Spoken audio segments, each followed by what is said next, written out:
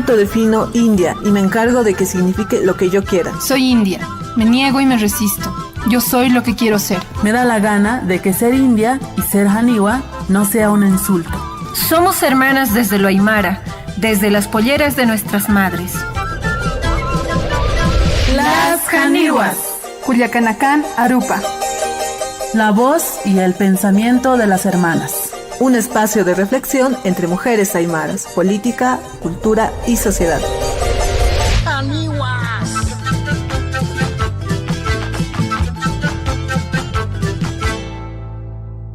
Hola a todos y a todas a quienes están acompañándonos hoy, martes 27 de octubre.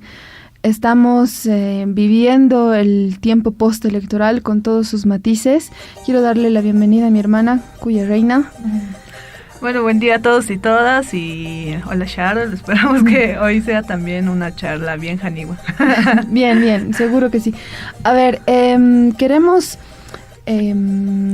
hacer un par de reflexiones en torno a lo que está pasando justo en este tiempo postelectoral y las respuestas que han surgido a propósito de y cómo es que nosotras sentimos, pensamos sobre esto y que las cosas que nos preocupan y las cosas en las que quisiéramos ponerle energía y en las que no. Entonces, nuestro tema es... Bueno, hoy vamos a hablar sobre los discursos entre la dictadura y el racismo, ¿no? ¿Cuáles han sido los discursos que se han emitido tras las elecciones y cuáles también han sido reproducidas con más fuerza en la opinión pública?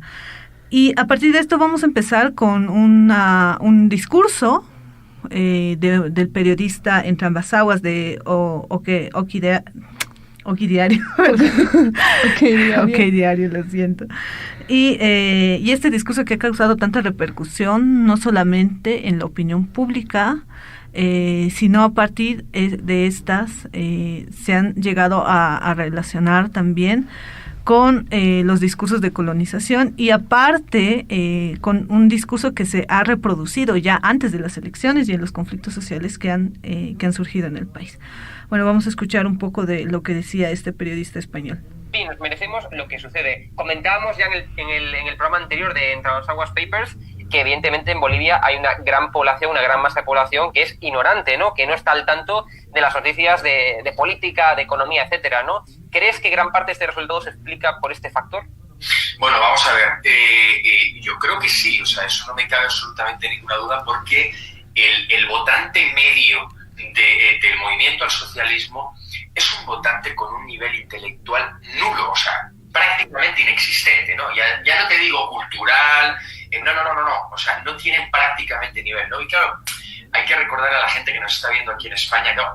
El votante medio del partido de Evo Morales no tiene nada que ver al votante medio que tiene aquí Podemos, ¿no? Porque aquí, quieras que no, todo el mundo sabe lo que es un teléfono móvil, sabe lo que es internet, pero la mayoría de gente que ha votado a Evo Morales es gente que vive en el campo, gente que no sabe lo que es un teléfono móvil, no sabe lo que es internet y mentalmente no tiene absolutamente ni idea de prácticamente nada, o sea, son analfabetos literales, o sea, hay mucha gente que no sabe hablar el español, hablan aymara, quechua o idiomas nativos indígenas y no tienen ni idea de lo que es la civilización, ¿no? Ok, bueno, ahí termina el discurso y ha causado mucho desagrado, mucha indignación frente a lo que decía el periodista. Vamos a ir por partes. Me parece interesante que se ha hecho una crítica de lo que decía Entre ambas aguas a partir de varios enfoques, desde el idioma, ¿ya? Que le hace referencia al aymara o los idiomas nativos, que pueden ser un sinónimo para él, no un sinónimo de ignorancia, ¿no? El hecho de no hablar español. De no civilización. Claro. La verdad es que no le vas a pedir a A que sea B, ¿no? Yo no le pediría a un periodista que se dedica a lo que se dedica este señor, con lo que su manera de hacer periodismo, no le pediría alta cultura ni gran entendimiento, la verdad. Pero lo que me molesta es que alguien así tenga tremenda palestra y tenga tanto eco aquí en Bolivia. Y esto no ha surgido de la nada. O sea, si tú posicionas a un periodista como un personaje público y de importancia, tienes que hacerlo a partir también de un grupo social que te apoye, que le da respaldo a lo que tú estás emitiendo como periodista, ¿no? Exacto. Bueno, este señor llega el año pasado, ¿no? Imagino que buscando hacer una investigación o armar alguna nota, y la primera entrevista que sale de él es una que le hace a Carlos Mesa, pero no tiene ninguna repercusión. Entonces, pero como está ahí buscando, imagino, hacer su trabajo, entonces empieza a tener revuelo cuando va a cubrir lo que estaba pasando en la Embajada de México.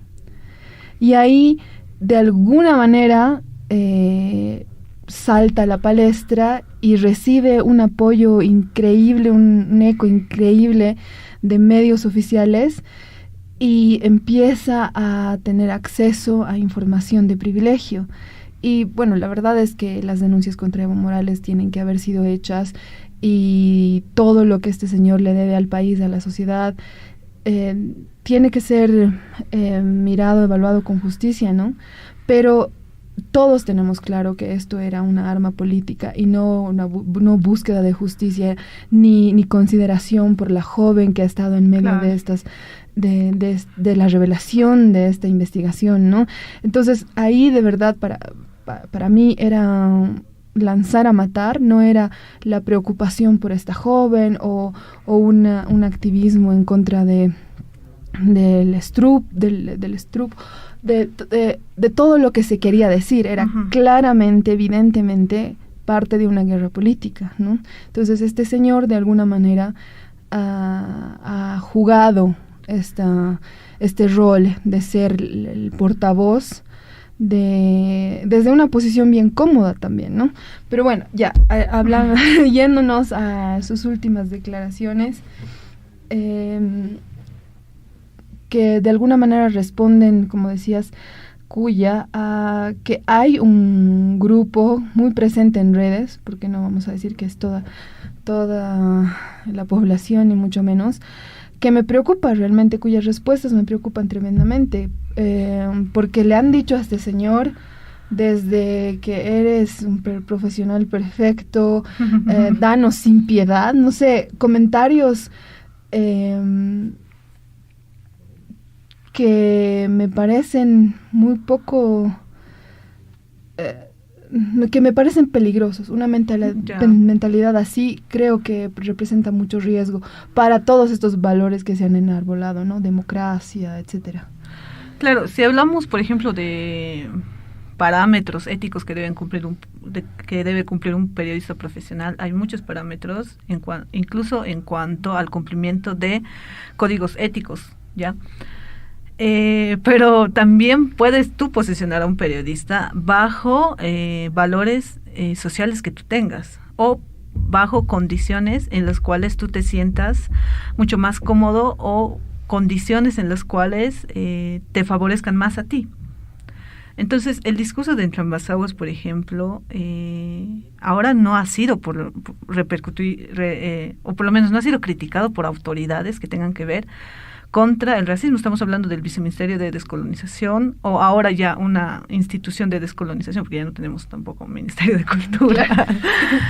Pero posicionar este tipo de personajes es peligroso. Y varias personas que estaban en España, compañeros, incluso periodistas, manifestaban que Entre Ambas Aguas ni siquiera es un periodista de renombre en España, o sea, es un periodista que se cuelga a partir del amarillismo, y eso ha pasado con el caso del... Claro, la revista para la que él trabaja no es una revista que se vaya a tomar seriamente, ¿no? No es el país, digamos. Exacto, no es ni siquiera un medio serio y confiable, y que pueda verificar el contenido de forma ética. Pero, a ver, yo pienso que acá hay una pelea de discursos y de posicionar tu versión, ¿no? Versión de los hechos y de un discurso. Y eso ha pasado desde el anterior conflicto, ¿no? Uh-huh. Había una pelea entre intelectuales, pienso la versión de intelectuales, versión de la opinión pública. Cada espacio social tenía su opinión pública que quería posicionar dentro de la agenda social y la agenda política, o de la opinión en general. Entonces tú necesitas un arma, posicionar un periodista, posicionar un intelectual, posicionar, no sé, un colectivo, posicionar un personaje público, a partir de tu versión y de tu conveniencia. Y es por eso que aparece este señor que incluso denunció un discurso racista de la hermana de Carlos Romero. Creo que fue él que había denunciado que Sí, presentó una grabación. Presentó una grabación y decía, miren, acá hay racismo y cómo se manifiesta esta hermana de Carlos Romero, que es del hermano, y todo un amarillismo, pero a partir de lo que decía la hermana, pero no tanto para denunciar el hecho, sino para catapultar o para minimizar lo que estaba viviendo su familia en ese momento. Sí, también, pero también para echarle tierra al MAS. O sea, todo lo que ha hecho este periodista es para echarle tierra al MAS. O sea, no hay un aspecto de denuncia. Incluso había más un enfoque de chantaje frente a la denuncia que hacía con la menor de edad sobre el caso de estupro o sin pedofilia. Ninguna consideración por Exacto. Eso, no le importaba Claro, nada. era tipo, yo tengo información de que Evo Morales ha tenido una relación sentimental con una menor de edad, pero no lo voy a mostrar, algo así, ¿no? Tipo, no, además la manera en la que lo ha manejado, creando expectativa primero, exacto. ¿no? Sé algo, se los comentaré.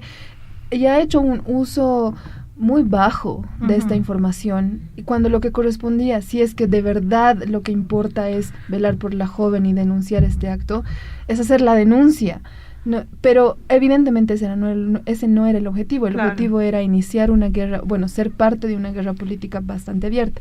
Ahora, que los medios sean todos todopoderosos y las redes sociales se traduzcan en realidad es otra cosa. La última elección lo ha demostrado, y aunque las redes sociales te decían algo y parecía que la atmósfera estaba definida de una manera, no es eso todo lo que existe, no es eso todo lo que hay, ni es nuestra realidad absoluta, ¿no? Pero es innegable que se generan ideas que se quieren posicionar, que se desea que se repliquen en la sociedad en su conjunto. Exacto. Y bueno, acá tenemos a Briseida. Estábamos hablando sobre el discurso de Entre las Aguas, y creo que ahorita estamos como dando datos referenciales al trabajo que hacía él y cómo es que se ha posicionado como un personaje de gran renombre en Bolivia, ¿no? Cosa que no pasa en su país. Y íbamos por partes, hablábamos también de este discurso de lo que es civilización y lo que no es civilización para Entre Ambas Aguas. Entre Ambas Aguas te dice que hablar aymara no es civilización. Claro, además es una mirada tremendamente colonial, claro, de lo que puede ser educación, civilización, etcétera. Pero, como te digo, yo no esperaría de este personaje un entendimiento más profundo de eso.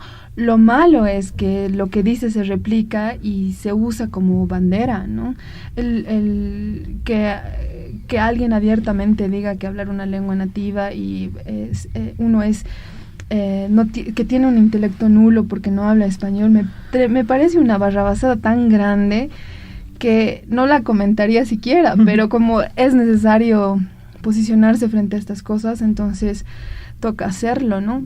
Pero además de la evidente mirada de este señor hacia el mundo, de sus sesgos tan viciados, creo que no es casual que haya salido a decir algo así. Ya. En un tiempo postelectoral, ¿no? Claro, nada es casual en tiempos políticos, pero sobre todo en un tiempo tan delicado en el que está viviendo el país. Y tampoco quiero decir que hay un plan armado ni nada parecido, pero estas respuestas de que estos comentarios emitidos por este señor que reciben este apoyo, estas respuestas de ciertos grupos en Bolivia, claro, no son gratuitos, están expresando su rabia, su descontento, su incredulidad de la peor manera, ¿no? Creo que ese ha sido el primer movimiento que podemos diagnosticar como las formas en las que se están expresando estos descontentos pueden pasar de algo aparentemente inocente o de un comentario desafortunado, como lo ha llamado él, a cosas mucho más serias, ¿no?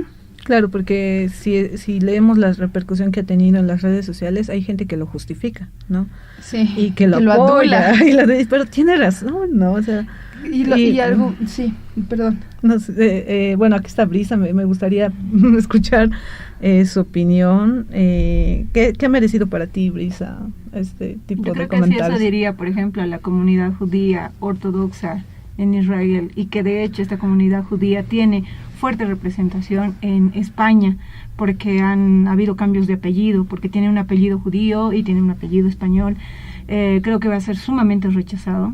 Sabemos que el interés de Entre Basaguas responde a intereses políticos, no solamente de nuestro contexto, sino también el contexto español.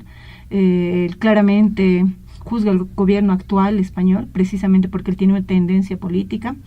Y creo que sería, lo denominarían antisemita incluso la comunidad judía, porque la comunidad judía ortodoxa no concibe los medios y las redes sociales como parte de su relacionamiento social, porque consideran que es una forma de contaminación. De control también. Y de control bajo estos monopolios mundiales en términos de redes sociales, ¿no? Quien controla, quien maneja y manipula, no solamente dentro del Internet, en estos medios por ese acceso, sino también de las grandes cadenas televisivas, ¿no? Entonces, prácticamente es una absurdez que se pueda defender ese tipo de opiniones bastante coloniales, supereditándose a criterios de inferiorización y superiorización, ¿no? Como que yo represento, en el caso de Entre Basaguas, represento un discurso colonial donde quiere mostrar cierta superioridad de civilización y habría que entender cuál será su modelo civilizatorio. Además, ¿no? que para él ese es el orden natural, obviamente, en su mirada del mundo. Ese es el orden, esto es lo civilizado, esto no lo es. Entonces hay tan poco criterio, tan poca capacidad de reflexión, tan poca formación ahí que, bueno, ya. Igual también de nuestra población, ¿no? Porque, y digo nuestra población entre toda la pluralidad que es Bolivia, ¿no? Y entre toda esa pluralidad hay un nivel de desconocimiento decidido. Hay cosas que saben que se deben cuestionar, pero como le es útil para justificar posiciones y no reflexionar a partir de aquello, se utilizan como consignas, ¿no? Una ignorancia voluntaria. Exacto, una ignorancia voluntaria, como aquellas personas que se declaraban cuando fueron a la Plaza Isabel la Católica, o cuando fueron donde la estatua de Cristóbal Colón y se declaraban hispanistas en pro de la conquista española y todo aquello, rechazando todo el proceso histórico que ha pasado no solo en Bolivia, sino en todo el territorio como tal, desde el norte hasta el sur, de como ellos han ido denominándolo, ¿no?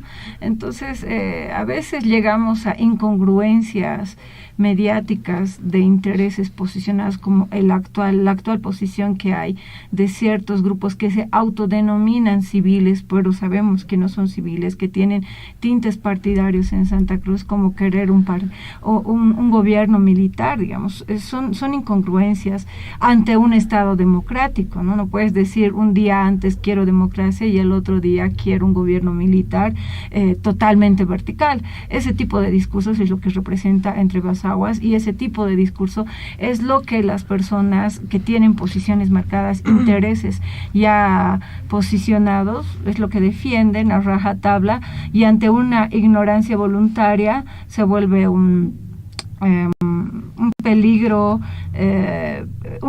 en el sentido de que hacen tomar acciones violentas. Exacto. Dentro de un Estado democrático. Justamente queremos hacer el puente entre estas declaraciones desafortunadas otra vez de este señor a lo que ha venido pasando después, ¿no? Estos no sé si llamarlos cabildos, pero estas reuniones que se han venido dando en algunas partes del país, y los videos que han venido de eso. Hay uno en el que gritan: el que no salta es indio, que no sale es indio, carajo, ¿no? Y que dicen mucho de cómo están sintiendo estas poblaciones, que hay primero un marcado racismo que es absolutamente revelado, que ya no se disimula, no se esconde ni nada, pero además pensando que... Además que tenemos una ley 045 que no sirve de nada. No se está aplicando, ¿no? Claro, no hay aplicación. O sea, está en una ley nominal, pero en su uso prácticamente ha habido un atropello directo ya más de un año y que ahora buscan impunidad. Exactamente. A ver, estamos en un país en donde ya se reflejaban este tipo de discursos racistas desde desde hace mucho tiempo, ¿no? Pero que se ha reforzado más. Claro, historia de la se República, ha reforzado, ¿no?, con más cinismo, ¿no? Exacto, porque más antes igual eran racistas, pero de manera paternalista, ¿no? Indiecitos. Exacto, ¿no? Pero ahora yo lo digo... pero esto es más cínico. Yo lo digo a partir de que, tú puedes ocultar tu racismo a partir de que ya hay valores sociales, valores morales, la ley que te impide, por ejemplo... O la religión. O la religión que te impide, prácticas sociales que te impiden ser cínico, o sacar tu racismo. O sea, lo tienes que ocultar, no tiene que ser evidente. Sociales, ¿no? De estos comportamientos. O reguladores autoritarios, digamos. No teníamos una ley, entonces... que al fin de cabo no ha funcionado. Creo que ha funcionado más para victimizar a Evo Morales y todo lo que se cuestionaba sobre él, pero ahora se ha normalizado tanto el discurso, o sea, se ha hecho tan fuerte e incluso ha llegado a posicionarse dentro del discurso regionalista. Se ha normalizado esto que ahora sí sale este tipo de discursos con total normalidad. No tienes que esconderlos porque te apoyas en un colectivo, te apoyas en discursos periodistas, apoyas en una narrativa. Claro, pero además estamos viviendo el post de un tiempo en el que el racismo se ha legitimizado desde el Estado. La presidenta ha salido a decir salvajes, desde el primer salvajes hasta el último república. Claro, pero estos grupos que están ahí cívicos no se van a querer denominar salvajes, aunque digan el que indio no es, el que no salta es indio. Eso hay que tener claro, desde dónde viene y a qué direcciona. Eso siempre hay que separarlo, ¿no? Porque el discurso del gobierno en esos entonces estaba marcado a estereotipar a la población. Precisamente. Pero en este caso no está bien de saber que tú le digas en un término racista, ellos se van a victimizar y es más, ellos van a racializar de manera cínica a los otros y no van a ser los Pero salvajes. no existe, no estamos en un momento en el que nadie diga a estas expresiones racistas o a estas peticiones de un gobierno militar salvajes, incivilizados, primitivos. Incluso los periodistas... Es porque lo otro era pues pagado. Es que hay que diferenciar. Pero es que había también... una cobertura amplia. A ver, en este momento son grupos tan reducidos, 50, 60 personas que están ahí arrodilladas, otra vez más, instrumentalizando la religión para sus beneficios, para que un gobierno militar tome el mando, con un 15% de votación que representa Camacho, y que de repente ni siquiera de ese 15%, esas personas representan tal vez el 0,1%. No, pero de alguna forma digo, estas personas tienen bastante cobertura. Claro, 10, y hay un 12, eco y una réplica. Es porque hay un financiamiento. Nadie puede tener fácilmente una cobertura. A ver, que nosotros vayamos es que medio, depende, a una corporativa. Exacto, o sea, a los medios tienen que darles cobertura, pero tienen que darle cobertura de una forma adecuada. No les vas a decir grupos violentos, ¿no ve? Grupos violentos bloquean Cala, digamos, ¿no? Necesitan hacer la cobertura, pero tienes que adornar la cobertura con eufemismos, digamos, ¿no? Y los medios lo han llamado, entre comillas, activistas, o sea, los han llamado activistas o grupos cívicos o grupos ciudadanos y ciudadanas. Y lo mismo pasaba con esta revolución de las pititas. Pero los que estaban en Cala no eran ciudadanos, no eran. Bueno, para ellos tienes que adornar la palabra, pero cuando se manifestaban los grupos en el alto, por ejemplo, eran grupos violentos, las hordas masistas y demás, ¿no? Que se posiciona ese discurso. Salvajes, no nos sacan de salvajes en las redes sociales, está posicionado el término. Y ahí es donde uno no puede negar que, no siempre obviamente, pero en esta situación en específico, el lenguaje es generador no solo de ideas, pero de acciones. Entonces, esa narrativa tiene, pues ahora estamos viendo estos comportamientos, porque esa narrativa no es que nace en la crisis del año pasado, esa narrativa es heredera de un orden colonial. Exacto, entonces, y para mí es importante entender de dónde viene, porque tampoco creo que de un día para el otro alguien se despierte, bueno, ahora voy a ser racista y voy a voy a empezar a replicar discursos coloniales. No, eso es lo que heredamos, así crecemos. Más bien el ejercicio de deconstruir esas ideas, de desaprender esos órdenes, es algo que requiere mucha conciencia y mucho trabajo personal de todos los que hemos sido atravesados por la colonia, indios, criollos, los peninsulares. Todas esas personas tenemos esta carga y la hemos heredado como una visión de mundo y se expresa de diferentes maneras, pero es un ejercicio que requiere trabajo. Por eso este pensamiento no es que me sorprenda, pero me preocupa. No podemos seguir, supuestamente hemos vivido un gobierno que significaba un cambio. Sabemos que ese cambio no ha sido tan poderoso ni tan profundo, pero es un inicio y que tampoco se le puede atribuir a un partido político. Son las fuerzas, es la misma sociedad que se quiere mirar y construir de una manera diferente, pero va a costar mucho trabajo y hay que tener la conciencia de eso también, ¿no? Porque para mí también es un riesgo de que ahora nos pongamos a decir a todo el mundo racista y colonizador, y eso no es que aplaca esas ansias, más bien las refuerza, y las refuerza por antagonismo. Entonces lo que necesitamos es mucho entendimiento y estamos siendo incapaces de generar ese entendimiento. Yo creo que ese entendimiento no va a surgir mientras se tenga posiciones marcadas. Y cuando las personas tienen posiciones marcadas y imponen su interés de fondo, no va a permitir a subsanar lo que tú mencionas, Charles. ¿Por qué? Porque, por ejemplo, los medios de comunicación son cómplices de la propagación de esta forma. Claro. Y al ser cómplices, por ejemplo, cuando, no sé, X o Z movimiento se levanta sobre algo, la cobertura es mínima, porque de repente no genera tanto sensacionalismo a la cadena televisiva y criterios de rating. Pero temas como donde no se está posicionando un periodismo ético ni investigativo tampoco, porque fácilmente se puede utilizar diferentes titulares para estigmatizar a unos y heroizar a otros, ¿no? Y como se ha hecho hasta el momento, no se ha hecho un periodismo investigativo, solo se hace en unos cuantos para estigmatizarlos y en otros se omite su recorrido, ¿no?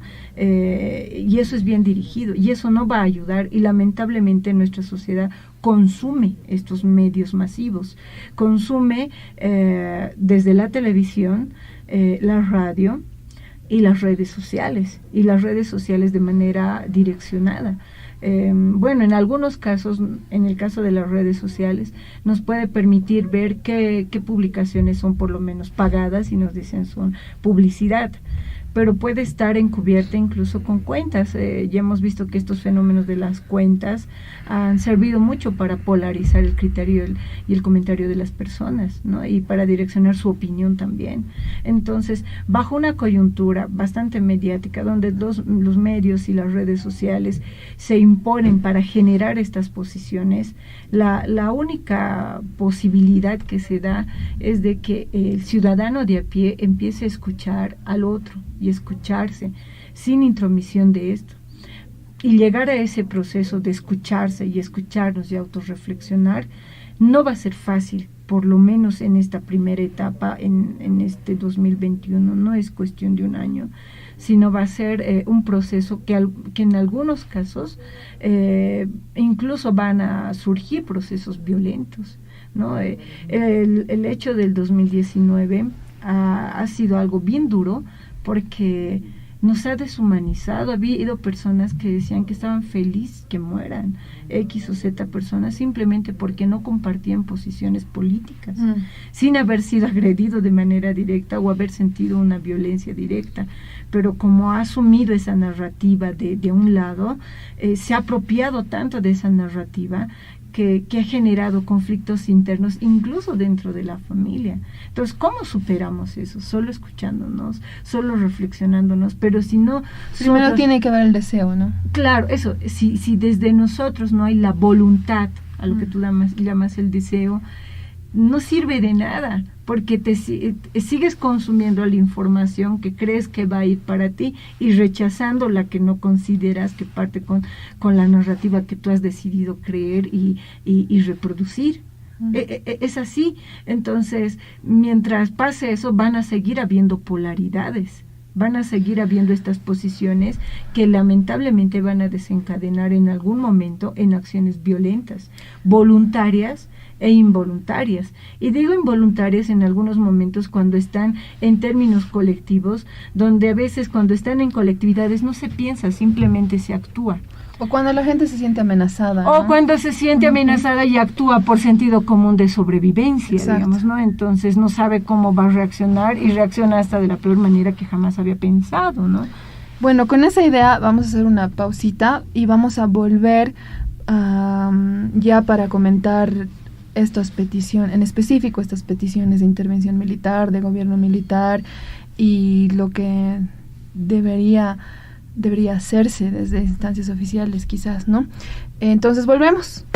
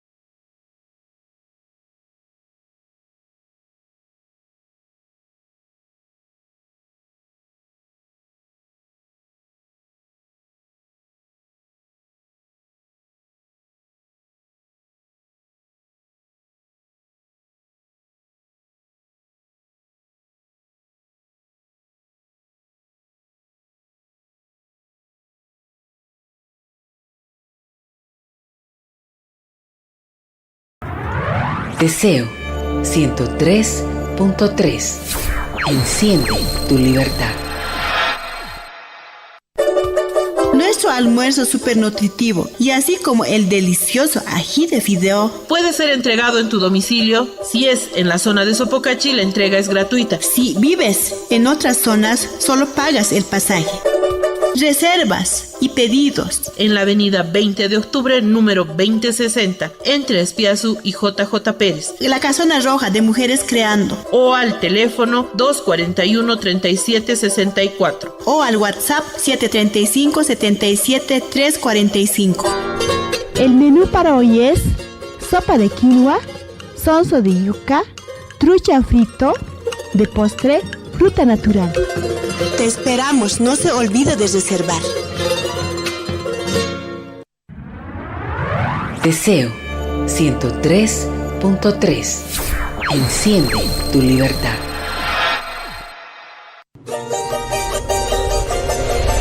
Estás escuchando a las Janiwas, Culiacanacán, Arupa. Vuelta, reflexionando sobre qué está pasando en nuestro país, ¿no? Son cuestiones preocupantes. Lo digo porque, no sé, imagino otro tiempo en Bolivia misma o cualquier otro país de la región o del mundo. ¿Qué pasa cuando hay ciudadanos jóvenes que van a una plaza o a entidades militares, ¿no? A centros donde están los militares y se arrodillan y piden un gobierno militar, intervención militar? ¿Qué pasa detrás de eso? Como un pedido democrático. Además, ¿qué está pasando detrás ahí? ¿Qué dicen? Bueno, lo que te estaba diciendo hace rato, Sharon, creo que hay en las redes sociales un discurso como, pero es que estas no son personas, estudien, son unos idiotas y todo eso, pero es que hay un discurso que hay detrás, un imaginario que hay detrás, que está, yo pienso, también tiene un carácter, conservador, porque la gente ha empezado a rezar, ha empezado a hablar sobre Dios y pedir dictadura militar. O sea, es una contradicción ética, digamos, ¿no? En teoría, ¿no? Uh-huh. Porque si hablamos de ética religiosa en prácticas, se puede cuestionar muchos aspectos. Pero, a partir de estos, yo pienso que surge también, se ha reforzado tanto esta narrativa de que nos vamos a convertir en Venezuela, es que los indios o los salvajes no deben gobernar el país y todo eso, que se ha reproducido se ha reproducido tanto y se ha reforzado tanto en las elecciones, en el conflicto, en la crisis sanitaria, que se genera una consecuencia de pedir ya un gobierno militar. Y esto no solamente está pasando ahora, esto ya se había en el discurso en las redes sociales, ¿no? Cierren la asamblea, que los militares tomen el poder, ya habían estos discursos en donde no se quería llegar a elecciones a partir del MAS o a partir del partido masista. O sea, incluso había una petición de quitarle la personería jurídica a los del MAS. Lo que sea, el precio que sea, ¿no? Claro, había cualquier tipo de precio, incluso, había una publicación de Andrés Gómez que, son cuestionantes, ¿no? Hay un montón de publicaciones de Andrés Gómez que son muy polémicos, pero había uno que me parece súper interesante. Él decía, si por alguna razón, no sé, Camacho está en segundo lugar, no sé, tal vez Mesa se muere, digamos, o se accidenta, o no sé, pero sale de la carrera hacia la presidencia, y Camacho está en segundo lugar, ¿tú por quién votas? Bueno, eso de que se muere y todo eso no lo ha dicho Andrés Gómez, no, pero de alguna forma, digamos que Camacho, no sé, por azares de la vida, llega a segundo lugar. O sea, ¿tú por quién votarías? Me llegan una sarta de comentarios, tipo, no importa si es machista, no importa si se ha hecho esto, yo votaría por él. O sea, ahí, lo que sea, ¿no? Claro, ahí te das cuenta que no importa si reviven a Hitler y lo ponen para segundo lugar contra Arce, igual votarían por él. O sea, aunque hay posiciones marcadas. Hay posiciones muy marcadas, también. Pero a partir de qué surgen estas posiciones marcadas, porque no se generan de la nada, claro, ¿no? Claro. Y tampoco de un día al otro. Claro, el Estado ha ido reforzando este tipo de polarización. También con la los medios han ido reforzando este tipo de discurso. Los intelectuales, voy a poner entre comillas, intelectuales o politólogos o opinólogos han ido reforzando este tipo de clase discursos. Media alta. Clase media alta, organizaciones e instituciones instituciones que no se han manifestado en contra de las masacres en Huallán y en Sencata, también de forma indirecta han ido reproduciendo este tipo de discursos. Como no importa que hayan muerto personas, aquí no hay vulneración de derechos humanos. Entonces, o si hay, vale la pena. Claro, entonces se ha ido reforzando en muchos aspectos este tipo de discursos. ¿Y cuál es la consecuencia? Que no importa si Camacho está en carrera y está en segundo lugar, igual votarían por él, porque esta sarta u hordas de salvajes, de terroristas, de indios, no pueden gobernar el país, ¿no ve? Incluso yo vi un comentario en Facebook que decía, es que los narcoterroristas no pueden gobernar el país, y por eso tiene que haber un gobierno militar, pero hay un desconocimiento total ahí, porque son los militares los que están dentro de las operaciones en esto del narcotráfico. Entonces hay un desconocimiento total del país. Ese es un gran problema de las redes en general, ¿no? Que le ha dado voz a pensamientos sin mucha reflexión, sin conciencia de las posibles consecuencias, y estamos viviendo ese contexto. Ahora cualquiera en este momento puede mandarse a decir cualquier cosa sin pensar en lo que eso puede generar. Entonces, y creo que es que por eso no ha habido un precedente serio del uso de la ley 45. Si hubiera habido un precedente serio del uso de la ley 045, no estaríamos pasando por esta coyuntura, y eso es una consecuencia del MAS, porque como hace un momento se mencionaba, se ha utilizado más para victimizarlo,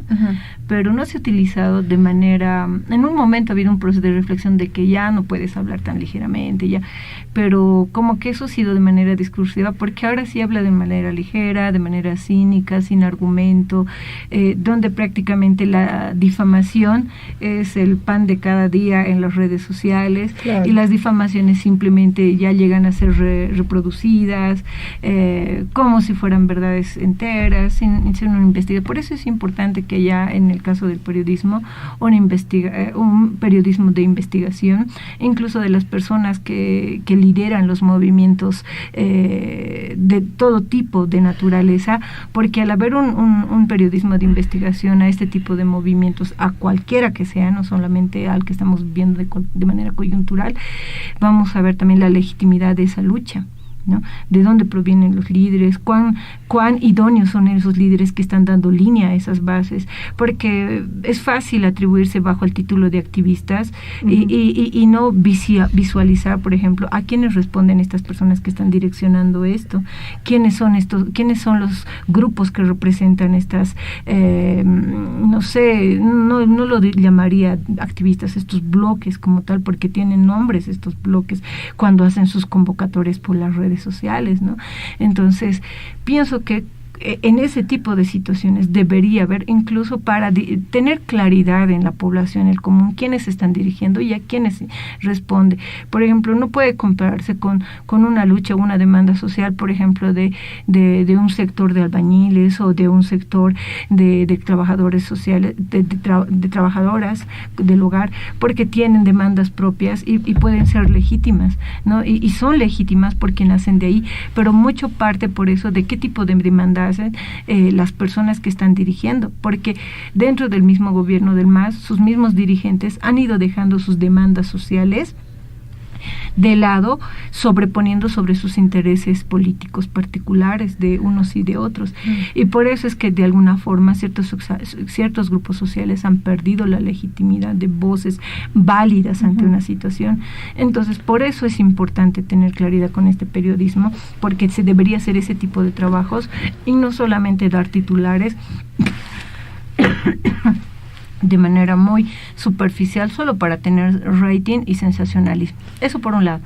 Por otro lado, creo que sabemos que uno de los entes más responsables del golpe de Estado del 2019 ha sido el mando militar, y creo que lo que ahora está buscando es una legitimidad de este mando militar para no ser destituidos, porque también ha habido una campaña dentro de ciertos grupos como tal para hacer una persecución a los altos mandos militares de esos entonces. Entonces lo que estaban buscando también es respaldarse, si quiere decirse, en una voz cívica de la ciudadanía estos mandos militares como si fueran los héroes, para que no haya este tipo de persecución en este gobierno actual que va a ser posesionado del MAS, digamos, ¿no? Entonces, yo creo que ese también es el fondo, ¿no? Es el fondo de buscar cuidar sus espaldas, respaldándose en la ciudadanía, porque ellos saben que como altos mandos militares no pueden dar posiciones personales por todo lo que es el sistema castrense,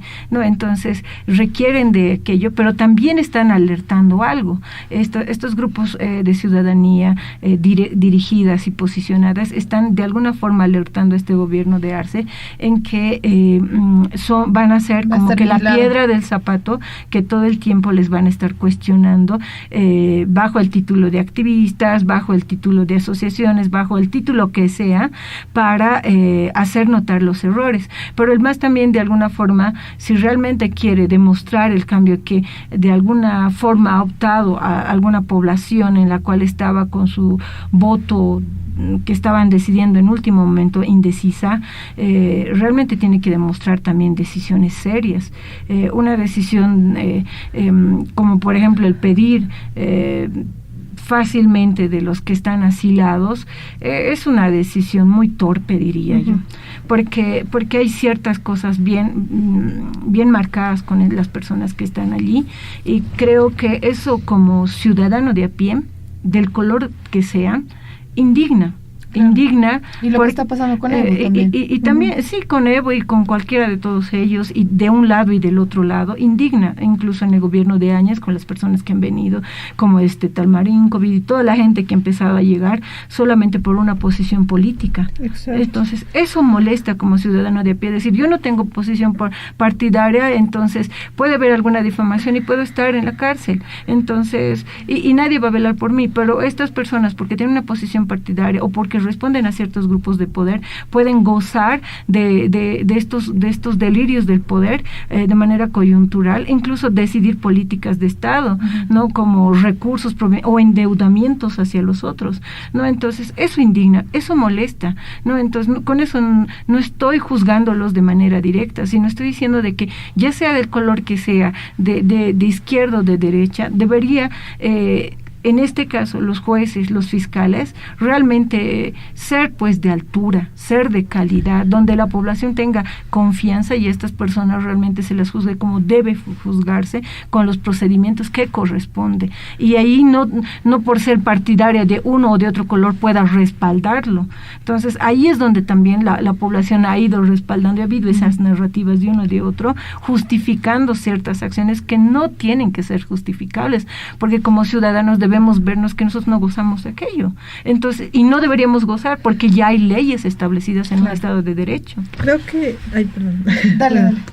Bueno, coincido plenamente con Brisa. Creo que el peor error que está cometiendo ahorita el MAS es posicionar a un personaje y respaldarlo frente a toda la gente que ha apoyado nuevamente al partido, ¿no? Es como que quieren arriesgar todo ese voto que seguro tampoco es fácil conseguirlo, porque hay gente que ha tenido que confiar en el partido, pero arriesgarlo por Evo Morales y porque su discurso... Y además que no es un voto por Evo Morales. Claro, no es un voto por Evo Morales, pero... En algunos casos ni siquiera por el MAS, eso hay que tener claro. O sea, los del MAS se supereditan porque ellos creen que han hecho una campaña seria, no han hecho una campaña seria. Muchos de sus candidatos no han hecho ni campaña, como esta señora Berta Carapi, por ejemplo, que representa como un pluri, pero ahora recién se dice que las mujeres de Pollera están en el poder, cuando ella también ya ha sido una ex concejal por otro partido.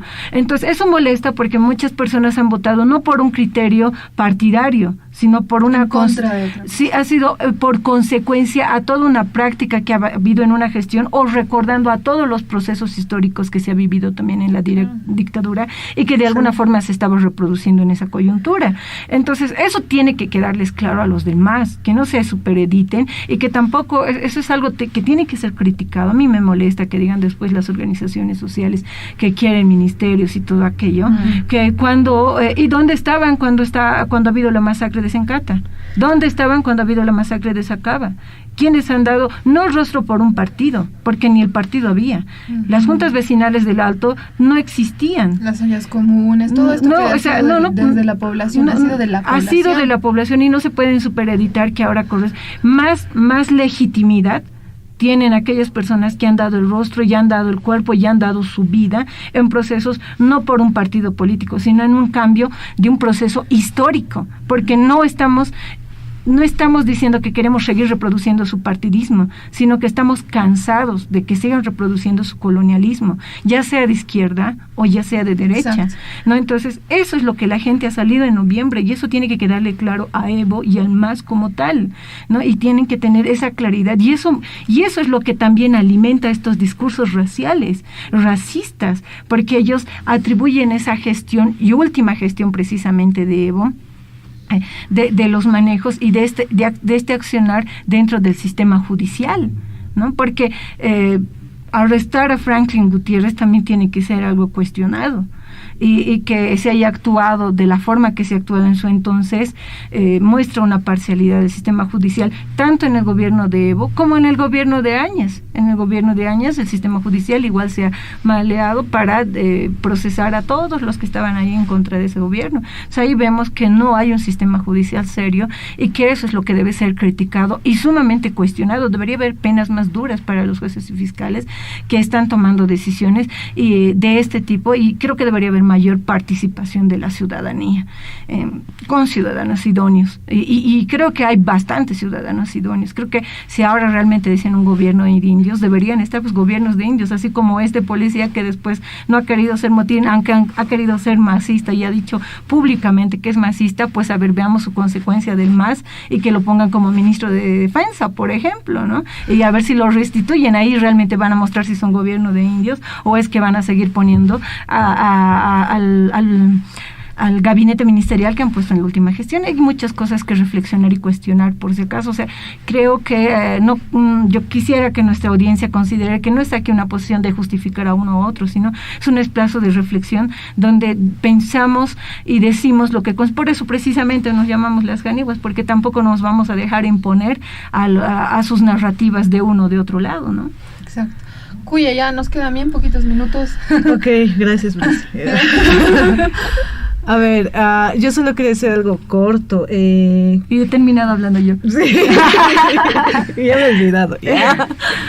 A ver, algo que decía Brisa, que me parece importante hacer énfasis en eso, es que obviamente estas narrativas racistas no se generan solamente a partir del gobierno de Áñez, de los medios, todo eso. El MAS ha reproducido este tipo de discursos de forma directa e indirecta en su gobierno, ¿no? Claro. Entonces eran los indios los que estaban relegados y eran como patrimonio del país, ¿no? Entonces había un carácter ahí también paternalista y de un... victimizador. Y victimizador, claro. Entonces, a ver, que ha sido utilizado en el mundo internacional. Tú generas ese tipo de idea del indio, como es el Evo Morales, ¿no? Ese tipo de, es que a mí me acusan porque soy indio, es que a mí me cuestionan porque soy indio, ¿no? Y claro, ves a un Álvaro García Linera y también no es porque eres indio, porque eres un mediocre y corrupto, por eso. Claro, pero ves también el discurso de Álvaro García Linera, y a mí me causaba mucha rabia que cuando habían, ¿no? Entrega de obras, iban campesinos, iban sectores sociales, obreros, había también un carácter paternalista de, tienen que votar por Evo Morales porque él les va a dar eso, ¿no? Claro. Él es como ustedes, ¿no? El que educa. Entonces, este tipo de narrativas también refuerzan este tipo de racismo, ¿no? Y por eso también es el discurso de, es que ellos son ignorantes, si han votado es porque les han regalado algo, son manipulados, ¿no? Entonces, ese tipo de ideas también se refuerzan a partir de lo que Evo Morales... de entre Basaguas. Evo Morales y todo el aparato del MAS ha reforzado. O sea, que no se y por eso se cuestiona, y por eso el Maicu lo cuestionaba, por eso muchos indianistas. Y por eso el Maicu es licenciado en historia y no se victimiza por ser indio. Claro, pero ahorita tú ves también a un Maicu que abiertamente ha dicho que iba a votar por el MAS, y ahí también hay una consecuencia, es decir, ahí también ves reflejado algo en el Maicu, porque el Maicu siempre ha sido antimasista. La consigna del Maicu era el voto del salvaje para el salvaje. Claro, entonces, pero que ha sido direccionado al MAS y que tal vez todos estos Perdón, el voto del salvaje para el salvaje. Pero y que podría ser Feliciano Mamani también. Sí, pero obviamente no. Pero sí, obviamente no. Pero ves ahí que hay un voto en contra de todo este discurso y esta parafernalia fascista, y no es por el MAS, ¿no? Entonces, claro, no es mérito del MAS realmente. Claro, no es elección. mérito del MAS, y lo que decía es, ahora hay que ver cuál va a ser el proceso, el desarrollo del gobierno de Arce. No, yo quiero darle un pequeño crédito al Feliciano y a Mesas, y he visto que al menos Feliciano saca 2, 3, 4 votos, y eso es bueno, porque él ha brillado por su propia luz, con su propio discurso. Sabemos que ha habido muchas deficiencias dentro de su liderazgo, pero al menos ha mostrado una posición propia, ¿no? Y eso debe ser también considerado. Claro, el discurso de Feliciano es sumamente... Tener más de 70,000 votos, claro, no es tan desde fácil. la academia y todo eso, pues, pero es que no sabes... Claro. Pero si hablas desde el sindicalismo, o sea, las acciones de los obreros, de los mineros, del sector obrero es distinto. Claro, es que un académico muchas veces hace lectura desde su academia, ¿no? Y para que haga una lectura desde el otro lado, tendría que también involucrarse dentro del mundo sindicalista. Claro, es un mundo que se ignora completamente. Que se ignora y se critica. Ya, tenemos nada de tiempo, me parece. Vamos a cerrar. Bueno, podemos igual abrir este tema y tener otro programa sobre lo que significa ha significado la candidatura, puede significar la candidatura de Feliciano. Pero para cerrar lo que ha sido central y nos preocupaba, nos sigue preocupando quizás, dos cosas. Por un lado, que frente a estas peticiones de intervención militar, me parece que deberían los líderes de partidos políticos hoy y también autoridades oficiales manifestar su posición sobre estas y los organismos internacionales es su obligación, también. Porque no es un riesgo menor llamar a una intervención militar en el momento tan delicado que está viviendo Bolivia después de la crisis del año pasado, con todos los bemoles y todos los términos que se han manejado.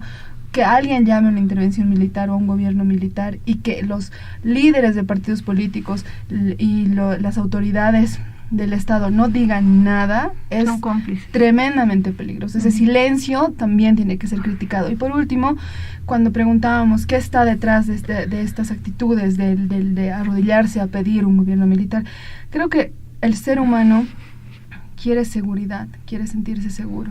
Entonces, hay que reconocer que hay un grupo, que hay un porcentaje de la población boliviana que, estando el MAS en el gobierno, se siente insegura. Tanto como estando años en el gobierno, había una gran cantidad de nuestra población que se sentía huérfana también. Entonces, no puede ser mi seguridad o mi sentido de seguridad condicional a que tú te sientas huérfano, indefenso y desprotegido. Tenemos que poder zanjar esta diferencia, porque cuando las personas se sientan seguras, independientemente de quién es en el poder, vamos a poder construir un sentido de nación. Antes no. Y superar la colonia a partir de las fuerzas militares, ¿no? Gracias por estar con nosotras. Claro, obviamente. Gracias por estar con nosotras, a todas y todos los que nos siguen, y nos reencontramos en 7 días. En 7 días, con más reflexiones, más análisis y más picantes. Ya, estas son las caniguas. Chao. Culiacanacan Arupa. Sí, Culiacanacan. Caniguas. Señora, no seas canigua. No seas canigua, Cholita. Yo me autodefino india y me encargo de que signifique lo que yo quiera. Soy india, me niego y me resisto. Yo soy lo que quiero ser. Me da la gana de que ser india y ser janiwa no sea un insulto. Somos hermanas desde lo aymara, desde las polleras de nuestras madres. Las caniguas. Culiacanacan Arupa. La voz y el pensamiento de las hermanas. Un espacio de reflexión entre mujeres aymaras, política, cultura y sociedad.